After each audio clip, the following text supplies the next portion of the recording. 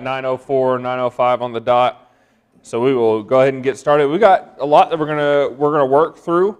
This morning we're gonna finish up the seventh seal, and then we're gonna move into the seven trumpets, and we're gonna work our way through those. But a reminder is what we talked about last week. We made it through a lot of the seals last week, but what we finished off on was seal number 6, and then followed that into chapter 7, which is the 144,000, right? Seal chapter 6 talks about this wrath that is going to be poured out over all people. And John, as he looks up into heaven, weeps and he says, who will there be to withstand this?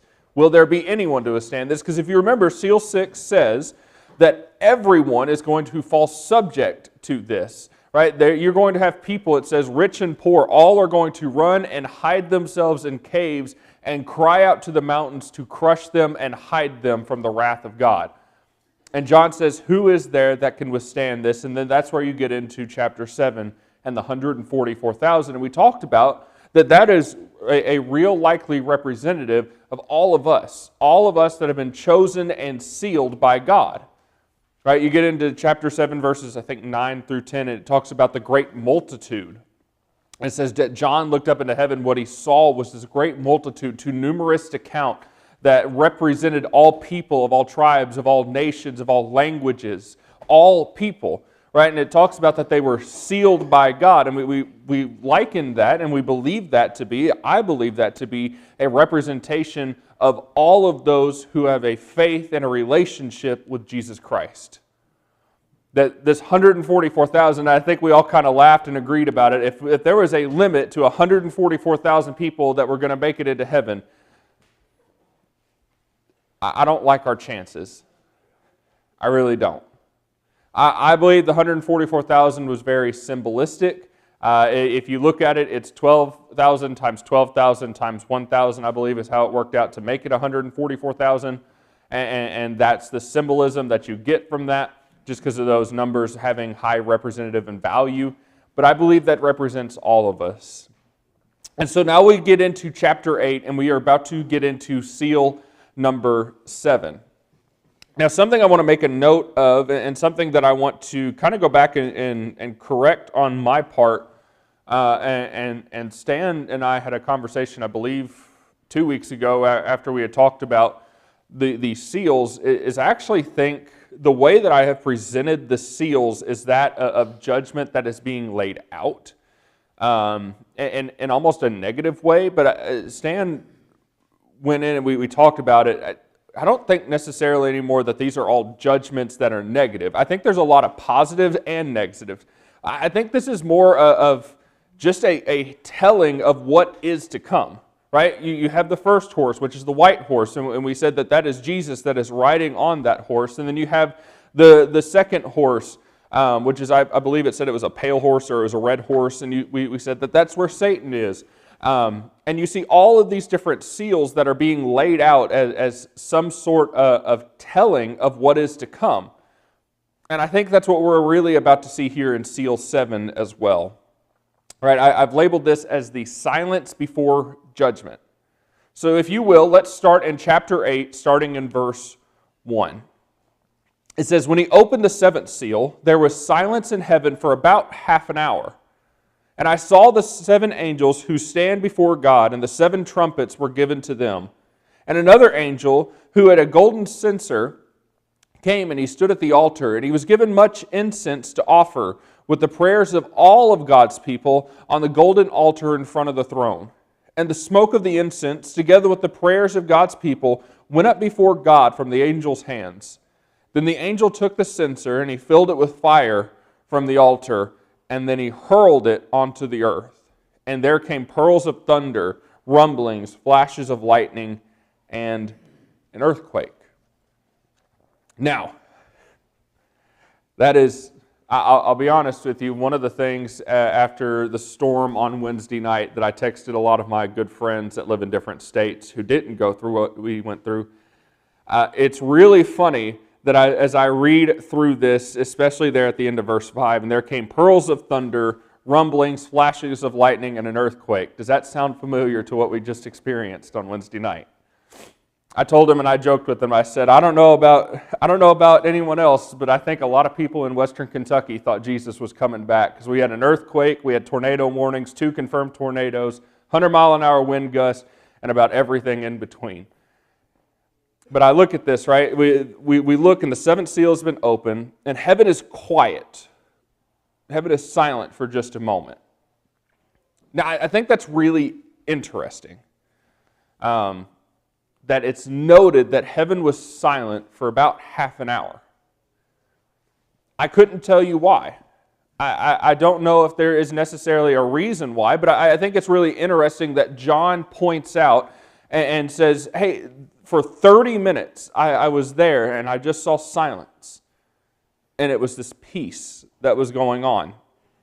But then what we notice is after that 7 angels received 7 trumpets. Which we're about to get into. We're going to see the 7 trumpets of wrath that are going to be there. We're going to see this incense that is rising towards God, this idea of sacrifice towards God, the prayers of all of those, the prayers of the saints, is what it says. And then finally, this judgment that is going to continue. And more than that, you have in verse 5 that the angel took the censer, filled it with fire from the earth, or fire from the altar, and he hurled it at the earth.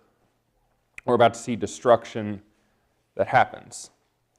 Some major interpretive views of this. I think the silence almost reflects this reverence, I'll say, before this judgment that's about to be played out.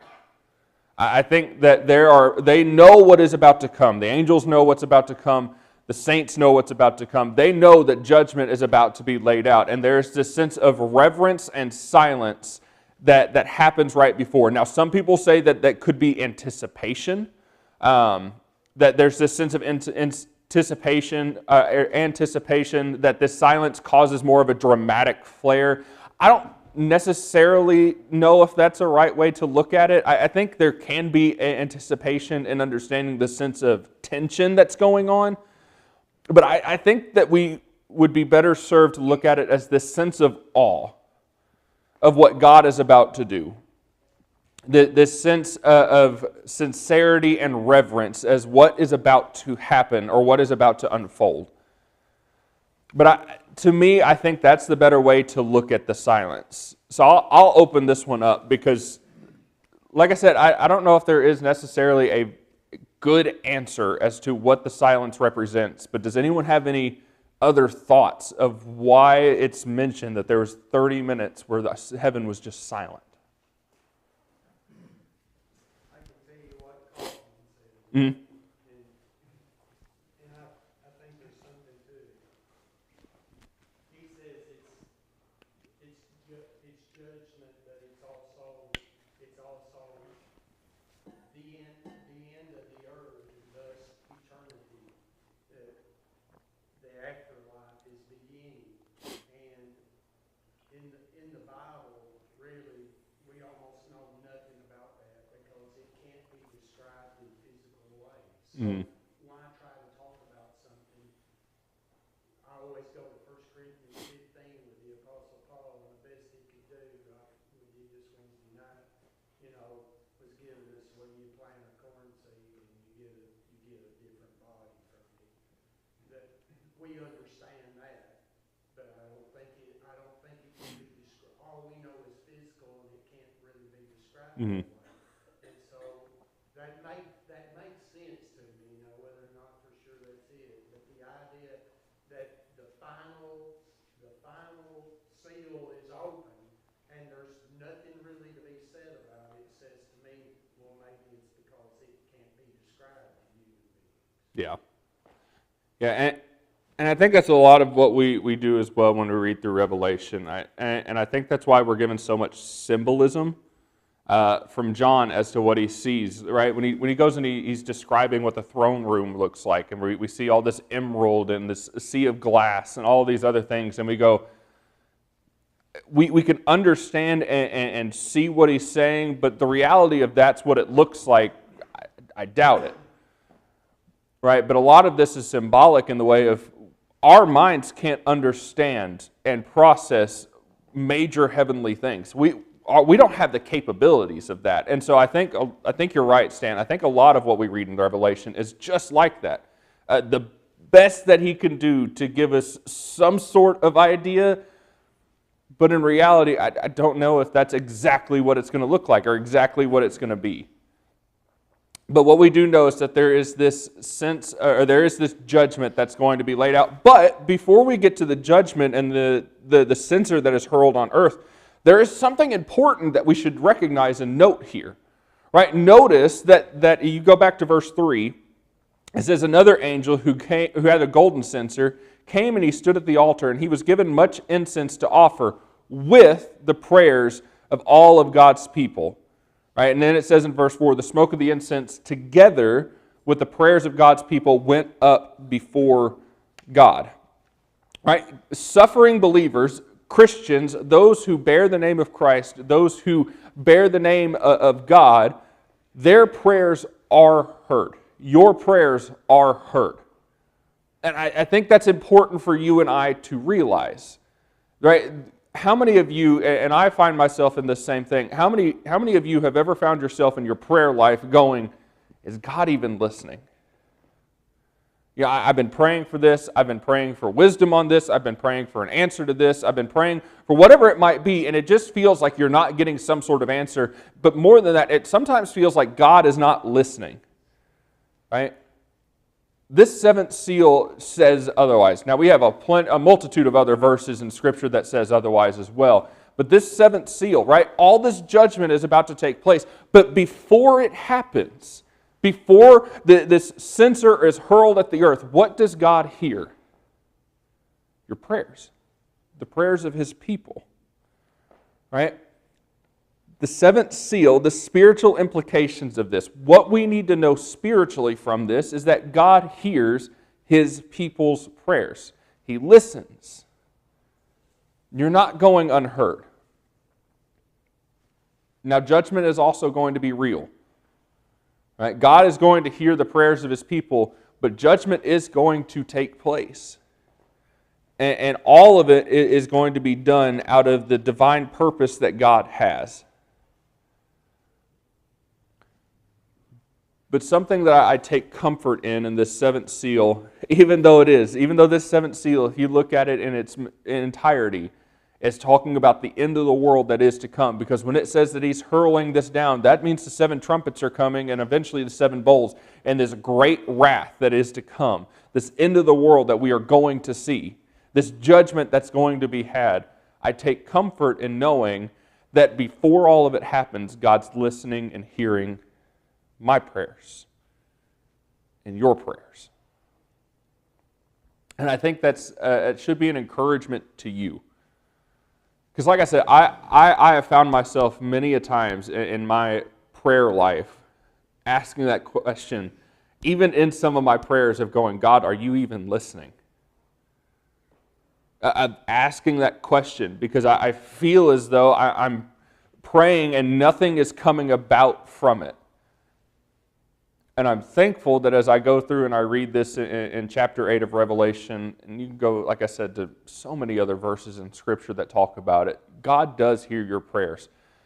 His answer may be a little delayed because it's going to work on His timing and what He knows is best for you. And it's not going to come to you exactly how you want it to be sometimes. And sometimes, and a lot of times, reality, His answer may be no, but it's for your benefit and for your own good. But your prayers are heard.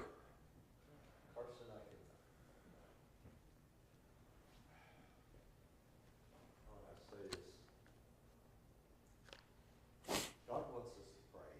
Mm-hmm. We have a tendency, well, why should I pray? He already knows. Here you can see, and this is symbolism here, okay?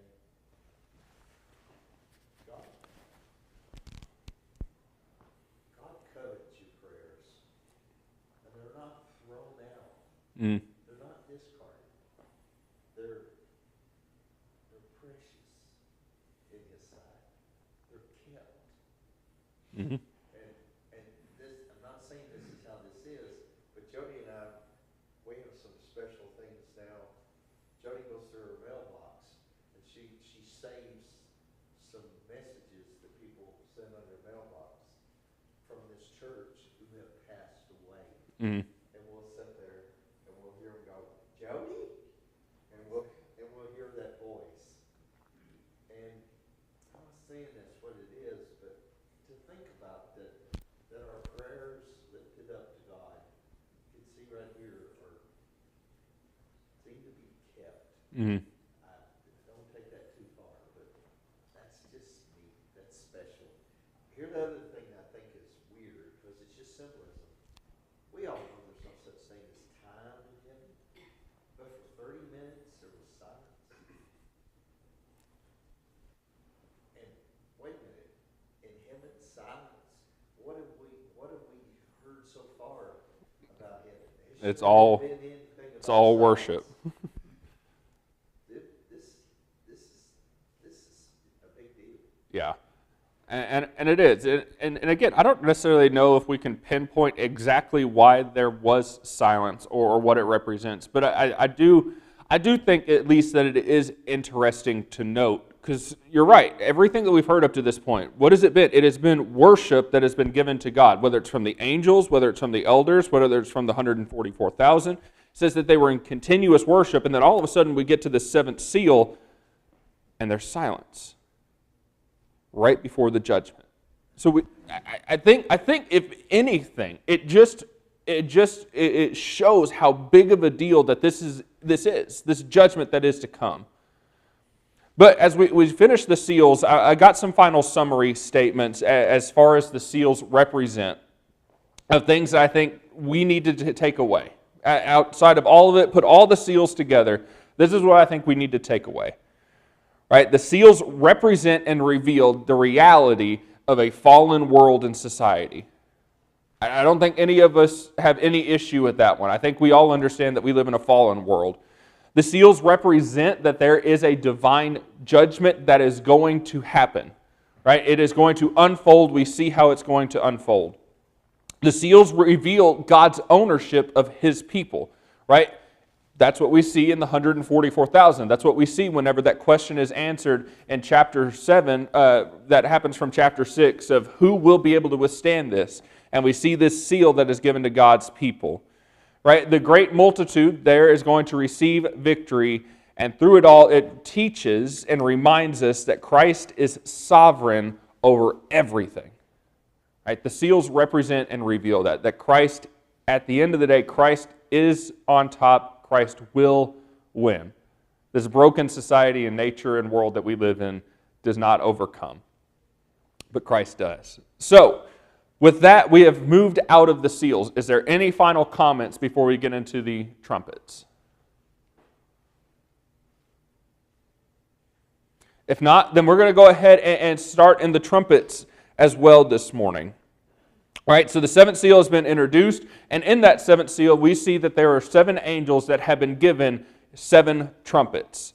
Right, and so a structural observation that we are going to notice as we go throughout the rest of these trumpets and the rest of the bowls is that there's an intensifying nature to each of the trumpets that we're going to read. Each one is going to get more and more and more intense as you read along. So the first one, it'll have some intensity to it, but by the time we get to the 7th one and the second woe and everything that is to come, we notice a strong intensifying nature from that.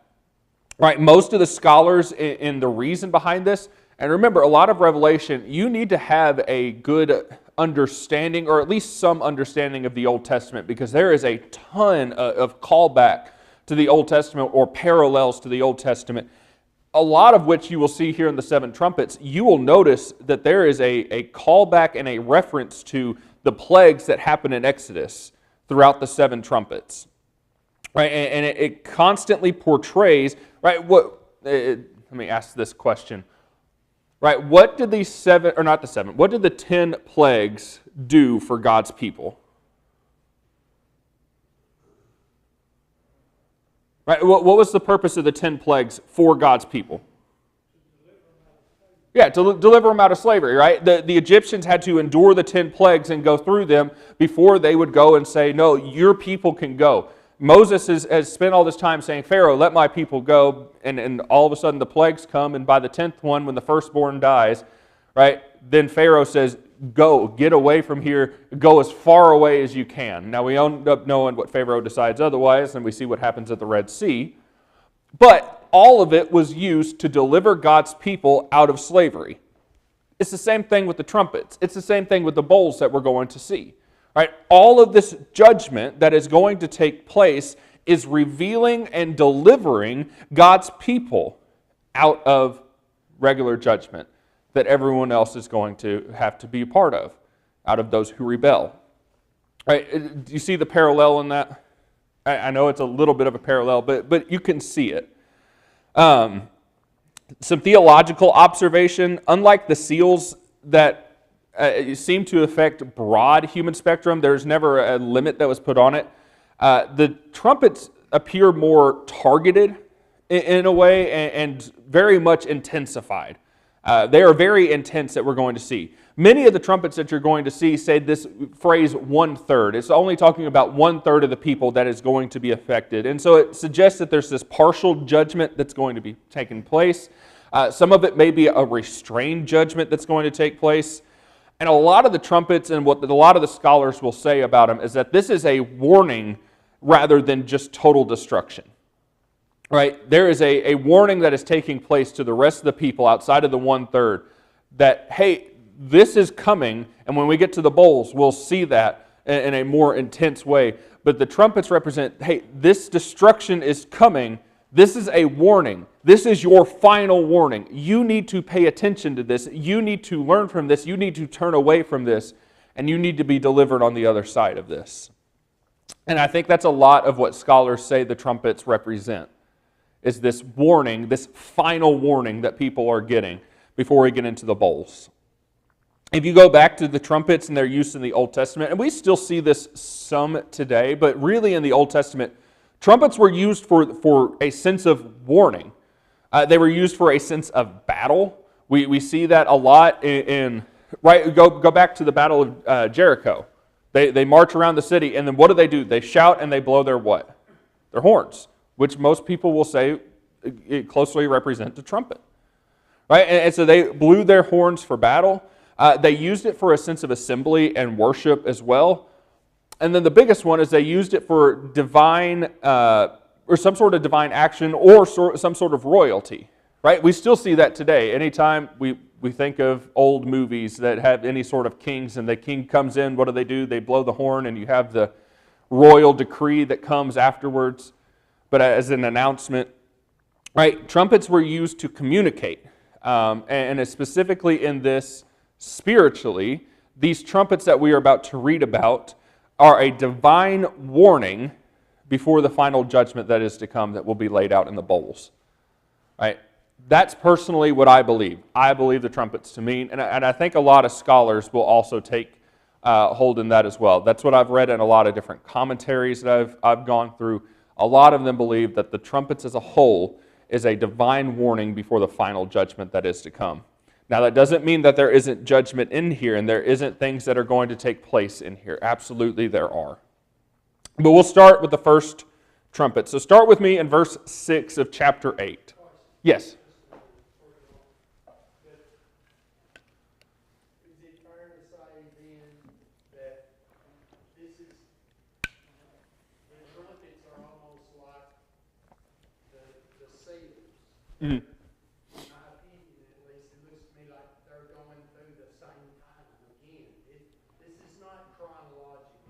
Mm-hmm. There's not going to be, I don't think there's going to be 7 seals open, and then there's going to be 7 trumpets open.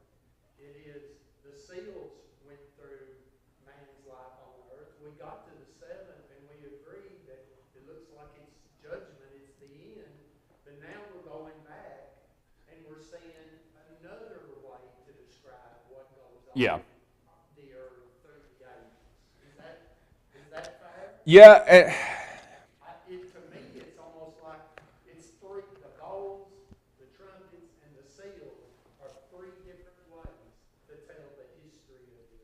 Yeah, and the only thing I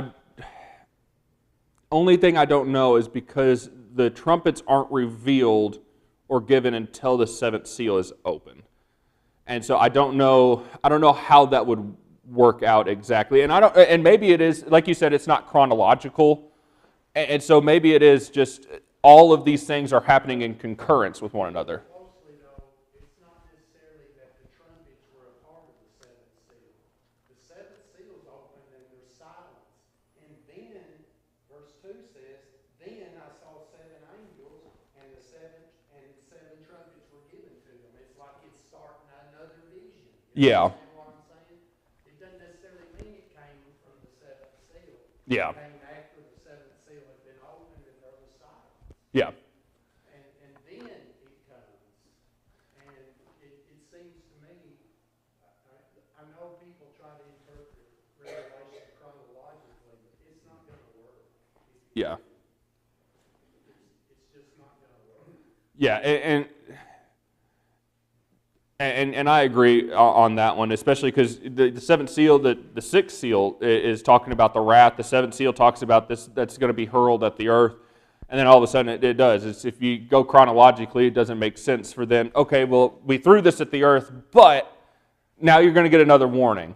And then you get into the seven bowls, and it's like, but you're going to have this. And so I agree. I don't think we can look at this in a chronological way and say, well, this is how the steps of the world are going to end. And so if we see this, we know this is what's next. I don't think that's how that works. I agree with you on that. And so I agree. I think the big part of this is, I don't think we're going to look at this hail, fire, and blood and notice all of a sudden that it's going to come down to a mountain that's on fire, or the wormwood, or all of these things are going to happen in a very sequential order.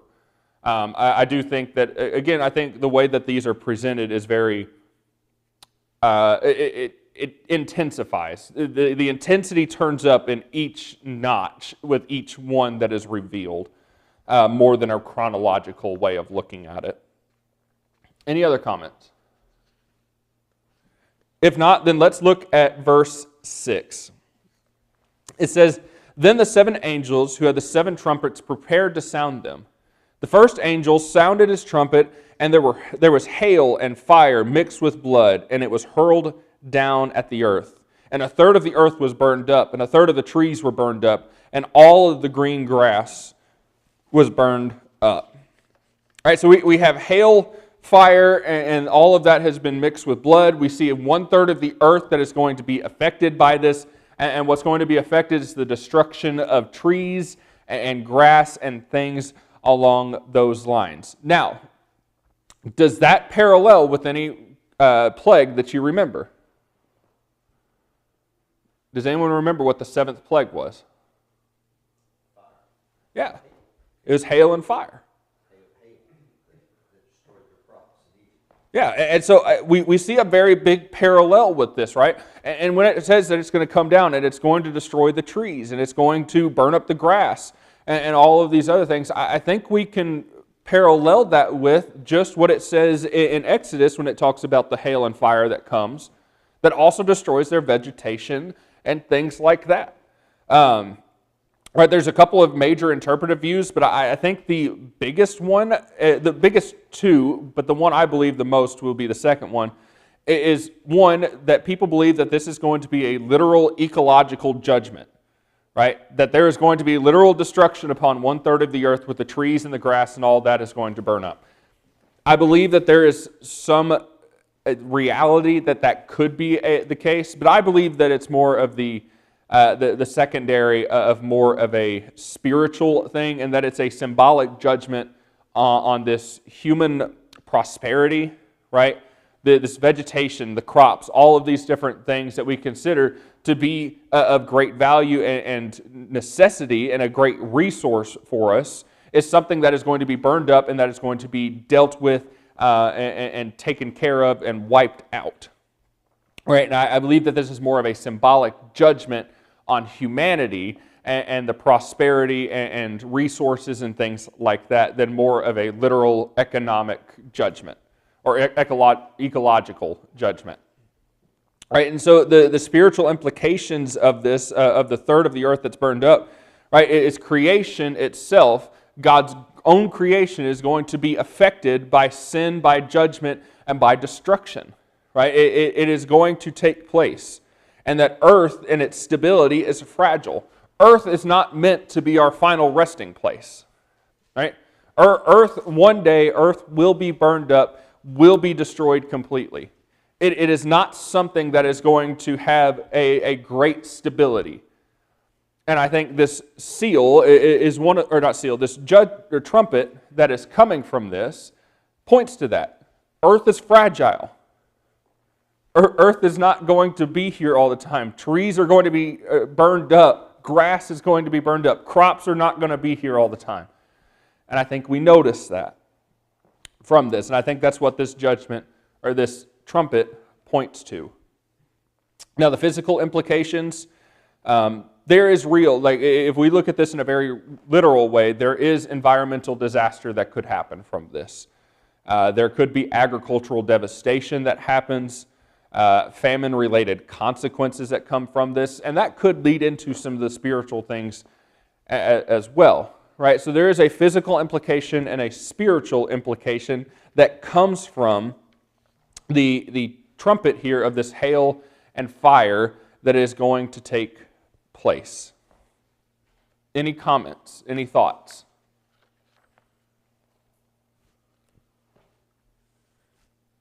If not, then we'll keep going in verse 8.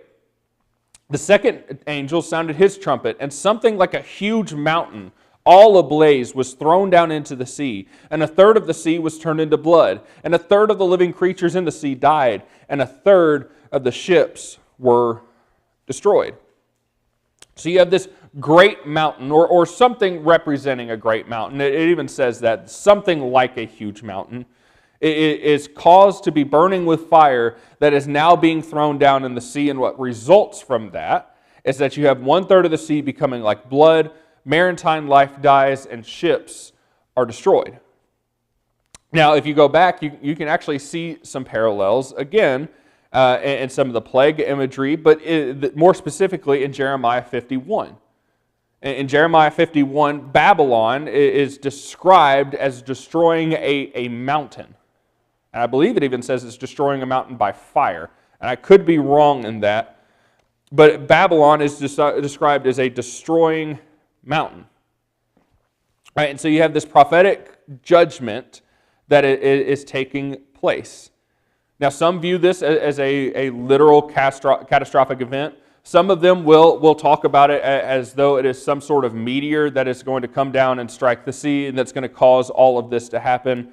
Some of them view it as some sort of volcanic eruption that's going to take place, and that's going to cause some of this. And some of this legitimately see this as just the sea is going to have some catastrophic event where we see it turn to blood from all the maritime life that dies, and the ships that are there are going to be destroyed. Some people see it that way. Some of the people will see this as a judgment on political powers. They see this mountain that's talked about as a political power, and what it's talked about when it's thrown down into the sea, they look at it and say that it is thrown down on their people, and from that you have this destruction that takes place from this collapse of a political power. And some view this as an economic collapse, and they focus heavily on the ships and that when they say, oh, well, the ships are going to be destroyed, that means there's going to be some sort of trade disruption that takes place. There's going to be some commerce collapse that happens because you don't have ships going back and forth. And I think that one just looks more at the ship angle more than anything. But I think in all of this, I think we can see that there is some sort of judgment that is being laid out against some of these economic systems. Right, and I liken that because of when in Babylon it is described as a mountain and a destroying mountain.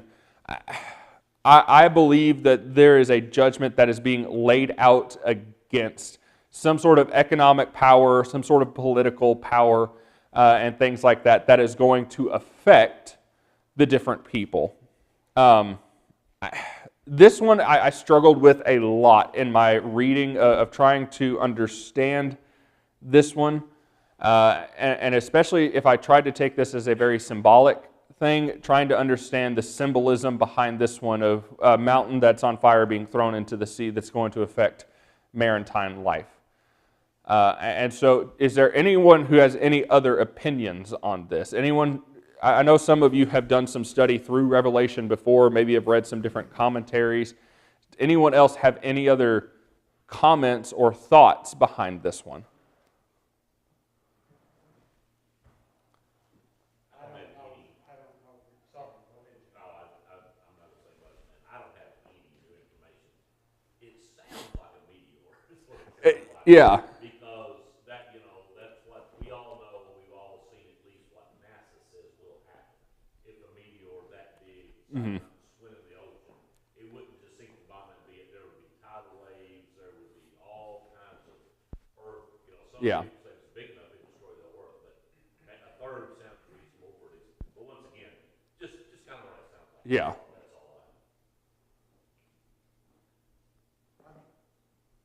To me, my feeling is these things are not a one-time event.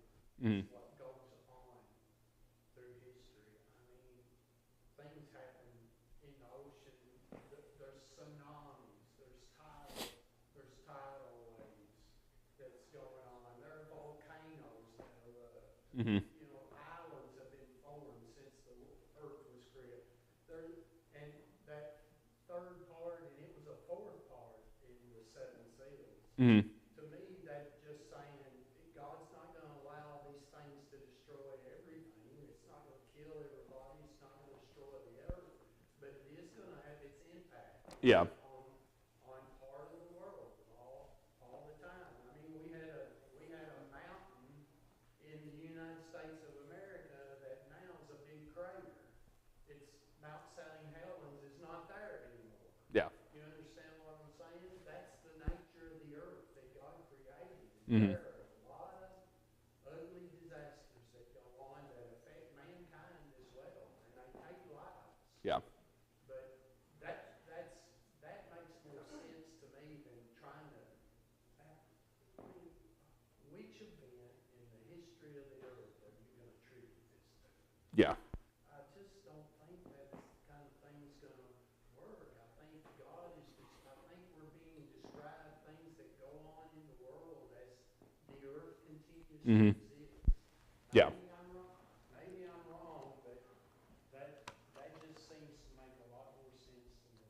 Carson, Yeah. please help me with this section too. There's no denying. This is some symbolism and this is some parallel going on. You need to go over and you need to read Exodus and the plagues of Egypt. Go do that. Mhm. Then come read this section. And it's not about really, and then when you get done with this, you back off. What was the purpose of the plagues of Egypt? Is to bring. You'll come Yeah. up with all your different things. Here again, it's the same functions and the same purpose and the same thing that's being played out here. You Mhm. know what I mean? It's the plagues of Egypt were they were not just for the Egyptians. They were for the children of Israel. Yeah. There was lessons to be learned. There was repentance. There was judgment. There's purpose. There was purpose in those plagues. And where was the source of the plagues? God. Yep. And that's what we're getting here again. Hey, folks, we need to put ourselves in the position of the Egyptians. Mhm. And you're seeing this. Don't be like the Egyptians and harden your hearts. Yeah, and I think that goes to what I believe is the biggest spiritual implication. And I think, honestly, we could have the same spiritual implication for every single one of these. And I think it is a warning, and it is something for us to think about and be sure of, that we are not falling victim to things of the world, that we are putting our hope and our faith in Christ, that these things do not have to be something that gets us back on the right track. Hopefully we're already on the right track, but if we are off the wrong track, some of these are used as a warning to get us going back in the right direction. And so whether this is symbolic completely or whether this is a physical thing, and Stan, I would agree with what you said as well of, I don't necessarily think that this is a one-time event. I don't think any of these are one-time events. I think that these are things that are going to continue to happen, that are going to continue to affect life as we know it. They may not affect us personally, but they do affect people all around the world, and maybe some of it does affect us personally at some point.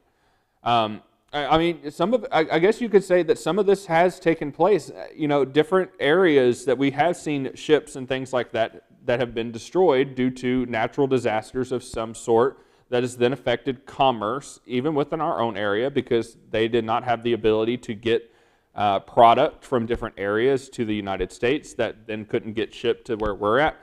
You know, and that's a very far stretch of different things, but I think we can notice it and see that there is a spiritual implication and warning for each of us that we do not let ourselves fall into this place where we are separated from God. I think all of these serve as a warning, as it was to the children of Israel. They did have to go through all of these things, and they did have to have this sense of repentance. They did have to follow in what God had commanded them to do. You know, you look at the 10th plague of the death of the firstborn. If they didn't go and put the blood over the doorstep, what would have happened? They would have died, right? You know, that was very clear. And so I think it's the same thing as we're going to continue to read through these trumpets. There's an intensifying judgment that is taking place, not necessarily in a chronological order. This is all being laid out, and I think in an intensifying way. And there is a reality that a lot of these judgments may already be taking place, or already have been taking place in things like this, where we see this destruction that's happening from different things. And they all serve as warnings. And eventually, we're going to run out of warnings. Right? You know, I think of my parents. You only get a couple of warnings. Most of the time, it's you get one warning, and if you do it again, you're in trouble. Right? You've got some warnings right now. But eventually you're going to run out of warnings. You know, you'll hear sometimes people, well, if there's a God, why does he allow such terrible things to happen? Well, what we just read. Yep. How many? Again, it's how many warnings? How many warnings are we going to get? Well, and then more than that is, you know, and that opens a whole other can of worms that we don't have time for this morning, but.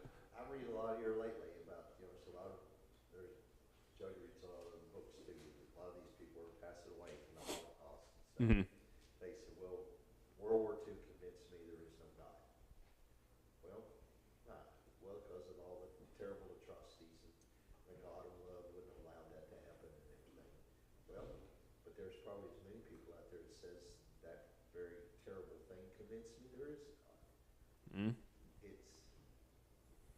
Yeah, a lot of it comes down to perspective of how you look at things and how you, when we read through and understand, do we attribute the bad things to God being the one who does them, or the one that, or being that God allows them to happen, and it's up to us of how we decide to live on the other side of that. But isn't it amazing looking at the story of the Exodus?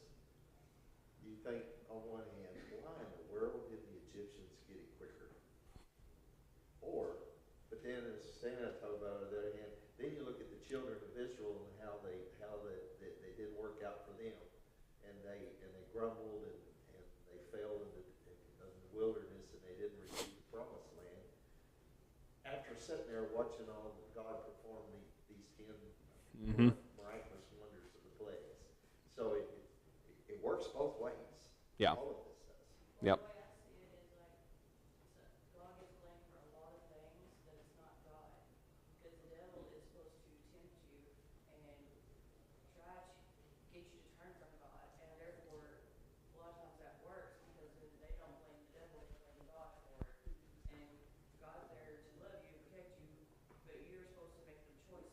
Yep. And even Jesus was tempted by the devil.